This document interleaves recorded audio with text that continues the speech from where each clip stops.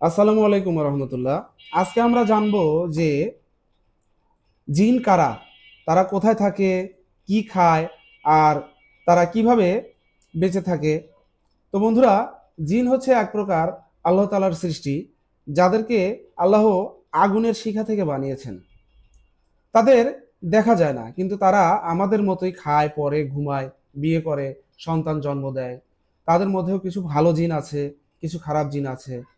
ভালো জিনেরা আল্লাহর কথা শোনে, আর খারাপ জিনেরা মানুষকে বিপথে নিয়ে যায়। এদেরকে আমরা বলি হচ্ছে শয়তান। জিনেরা সাধারণত নির্জন জায়গায় থাকে, যেমন জঙ্গল, পুরনো ঘর, টয়লেট বা কবরস্থান। তাই ইসলাম আমাদের শিখিয়েছে যে টয়লেটে ঢোকার আগে দোয়া পড়তে। জিনেরা সেই খাবার খায় যেটার উপর বিসমিল্লাহ বলা হয়নি। শয়তান জিনেরা হাড়, গোবর এর মতো অপবিত্র জিনিস খায়। আর তাই আমাদের সবসময় খাবার খাওয়ার আগে বিসমিল্লাহ বলা উচিত। জিনের ক্ষতি থেকে বাঁচতে কোরআন এবং কোরআনে কিছু দোয়া পড়ার খুব দরকার। যেমন হচ্ছে আয়তাল কুরসি, সূরা ফালাক, সূরা নাস।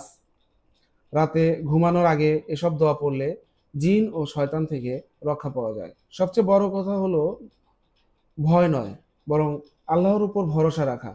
আল্লাহ চাইলে কেউ আমাদের ক্ষতি করতে পারবে না, না মানুষ না জিন। ভিডিওটি ভালো লাগলে অবশ্যই লাইক, কমেন্ট এবং শেয়ার করবেন, এবং যারা চ্যানেলটিতে নতুন এসেছেন দয়া করে সাবস্ক্রাইব করে দিয়ে আমাদের সাথে থাকবেন।